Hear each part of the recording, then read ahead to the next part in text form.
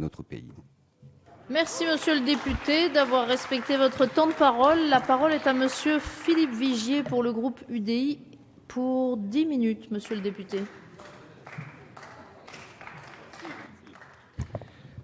Madame la présidente, monsieur le ministre, monsieur le président de la commission des finances, monsieur le rapporteur général, mes chers collègues.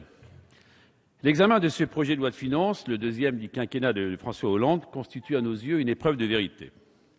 Vérité sur la sincérité de vos engagements, la réalité du bilan, vérité également sur l'absence de cap qui caractérise votre politique.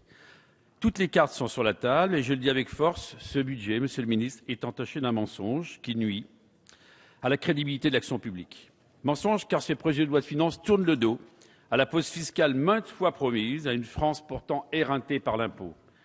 Promesse faite par le président de la République, par le Premier ministre, par le ministre du Budget. Et ce budget constitue, à nos yeux, l'acte de décès de cette promesse solennelle de François Hollande. Il prévoit une nouvelle purge fiscale de 20 milliards d'euros qui viendra nourrir encore le ras-le-bol fiscal dont parle souvent votre collègue Pierre Moscovici. Ce projet de loi de finances est également marqué par une série d'échecs. Monsieur le ministre, vous reprochiez à la précédente majorité, à juste titre d'ailleurs, d'avoir trop augmenté les impôts. Ce que nous vous reprochons, c'est d'avoir augmenté 3 fois plus les impôts en 2 ans que nous en 5. Ce que nous vous reprochons, ce sont les 54 milliards d'euros supplémentaires d'impôts qui n'ont servi à rien ou à si peu, car ces nouveaux impôts n'ont eu aucun effet durable et massif sur la hausse du chômage. Ils n'ont fait qu'aggraver la courbe du chômage et détruire de nouveaux emplois. 1000 chômeurs de plus par jour sont ainsi à mettre à votre actif depuis 18 mois. Ces impôts ne vous ont pas permis non plus d'atteindre vos objectifs de croissance de 1,7% en 2013 ou la réduction des déficits publics, puisque vous n'atteindrez pas l'objectif de 3% prévu par l'engagement numéro 9 de François Hollande, ni même de contenir l'explosion de la dette qui atteindra bientôt le niveau record de 95% du PIB. Ils ont même renforcé le sentiment d'injustice, le sentiment d'incompréhension et de défiance des Françaises et des Français qui, en dépit des promesses du Premier ministre Jean-Marc Ayrault, ont bien toutes été victimes de cette purge fiscale. Ce sont plutôt 9 Français sur 10, monsieur le rapporteur général, qui sont concernés par ces hausses d'impôts, plutôt que 1 sur 10, comme cela avait été initialement prévu. Et je ne parle pas des 900 000 nouvelles personnes qui, désormais, devront payer des impôts. Renoncement enfin, car ce projet de loi de finances ne prévoit aucune réforme ambitieuse et structurelle pour préparer la France à la sortie de la crise. C'est sur ce dernier point que je concentrerai mon intervention. Car, mes chers collègues de la majorité, je note qu'une fois encore, une fois de plus, une fois de trop, allais-je dire, vous êtes fâchés avec la compétitivité de nos entreprises. Louis Gallois, et ça a été dit tout à l'heure par François Baroin, avait pourtant dressé un constat juste et fait des propositions fortes pour baisser le coût du travail. Dois-je rappeler que la part de l'industrie dans la valeur ajoutée en France est passée de 18% en 2000 à seulement un peu plus de 12% en 2011, nous situons désormais à la 15e place parmi les 17 pays de la zone euro, derrière l'Italie, derrière l'Allemagne, derrière la Suède. L'emploi industriel s'est également continuellement dégradé, puisque nous avons perdu pas moins de 2 millions d'emplois industriels en seulement 30 années. L'affaiblissement de l'industrie française se traduit par des pertes de parts de marché considérables à l'exportation. L'écart de parts de marché entre la France et l'Allemagne s'est progressivement creusé d'environ 250 milliards d'euros, soit 13% de notre PIB. Alors, quel est votre bilan en matière de compétitivité?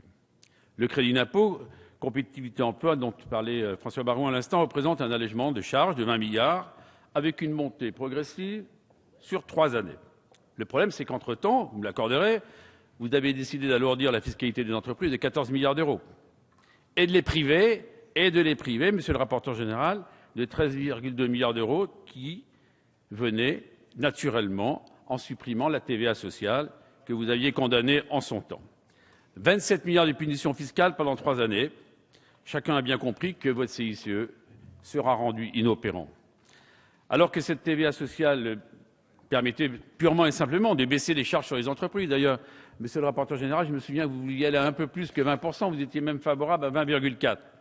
Le CICE, pardonnez-moi, est un peu compliqué dans son fonctionnement. Et pour se rendre compte, simplement 800 millions d'euros ont été débloqués à ce jour de demandes de préfinancement.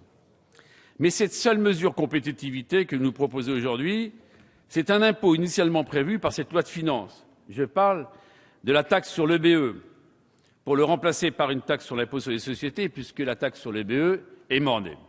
En d'autres termes, votre mesure phare de ce budget pour nos entreprises, c'est de remplacer la création d'un nouvel impôt délirant, chacun l'a dit, par l'augmentation d'un impôt existant, l'impôt sur les sociétés.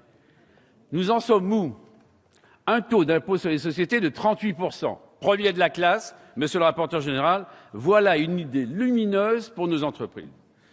Je souhaite les transmettre d'ailleurs tous mes encouragements à la porte-parole du gouvernement, qui devra expliquer que cette décision constitue une avancée notable. La moyenne européenne des taux d'imposition sur le revenu des sociétés est à 23 points au sein de l'Union européenne. La France enregistre le taux le plus fort, 36,1, auquel vous ajoutez la surtaxe que vous venez de décider. Je me permets de vous rappeler que cette taxe va faire une victime collatérale, monsieur le rapporteur général, que vous avez probablement oublié et que je souhaite rappeler à votre bon souvenir. Moi qui suis, vous le savez, un lecteur assidu du programme de François Hollande, que nous disait-il dans l'engagement numéro 3? Projet présidentiel, engagement numéro 3. Il y aura 3 niveaux d'imposition différents. 35% pour les grandes entreprises, 30% pour les petites et moyennes, 15% pour les très petites. Promesse enterrée. Le groupe de l'UDI estime qu'il est essentiel de soutenir massivement nos entreprises pour enrayer durablement la spirale du chômage, et c'est pourquoi nous ne nous contenterons pas de dénoncer vos erreurs et de combattre vos choix. Et nous souhaitons tout simplement vous interpeller sur 2 propositions que nous porterons dans un esprit constructif afin que ce projet de loi de finances ne constitue pas une nouvelle occasion manquée pour la compétitivité de notre pays. Nous proposons, d'ailleurs j'ai vu qu'une députée socialiste proposait le même, nous proposons d'instaurer un taux plancher d'IS à 15% pour mettre en place un impôt minimum sur les entreprises, de manière à ce que vraiment il y ait un appel d'air pour ces PME, PMI. Rappelez-vous le chiffre que nous avons appris aujourd'hui, plus de 13 000 entreprises qui malheureusement, au mois d'août, c'est le chiffre qui est tombé ce matin, qui ont disparu.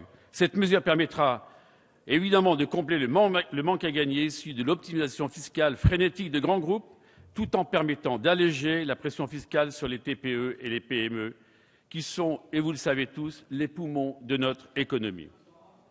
Nous proposons également d'étendre la mise en place de l'amortissement fiscal accéléré que l'article 12 met en place en ce qui concerne les robots industriels nouveaux. Je vois que c'est une mesure qui va dans le bon sens. On vous propose, monsieur le ministre, d'aller plus loin.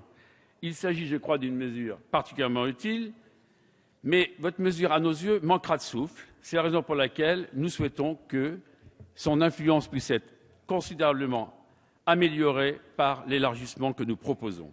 Je vous rappelle d'ailleurs que le taux d'autofinancement des investissements s'élève en France à 64% contre 90% en moyenne dans les pays de la zone euro. Je propose donc par conséquent que cette mesure soit de manière temporaire généralisée à l'ensemble des investissements réalisés par les TPE et les PME. Le but de cette mesure est simple, monsieur le rapporteur général. Mais écoutez, soit vous faites tout pour les grandes entreprises, nous avons pris l'objectif et l'attitude de soutenir les PME et les PMI. Le but, c'est simple, vous l'avez compris, c'est d'alléger les impôts sur les entreprises qui investissent. Laurent Fabius, l'un d'entre vous, avait d'ailleurs décidé d'une mesure similaire destinée à majorer de 30% les dotations aux amortissements des biens éligibles à l'amortissement dégressif lorsqu'il était ministre de l'économie et des finances.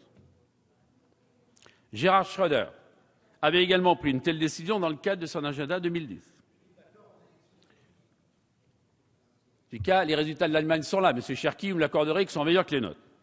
Pour conclure, je m'opposerai avec détermination à ce projet de loi de finances qui ne prévoit rien en ce sens et qui, à nos yeux, englue la France dans la crise. Vous nous aviez demandé de vous donner du temps et nous avons pris date. Aujourd'hui, force est de constater que les résultats ne sont pas au rendez-vous. Nous apporterons néanmoins notre soutien aux mesures qui permettraient d'apporter la réponse vitale et tant attendue par le déclin industriel et une certaine désespérance qui frappe nombre de chômeurs chaque jour plus important. C'est le sens de 2 propositions fortes que j'ai formulées au nom du groupe UDI et sur lesquelles j'espère que nous arriverons à dégager une majorité. Je vous remercie.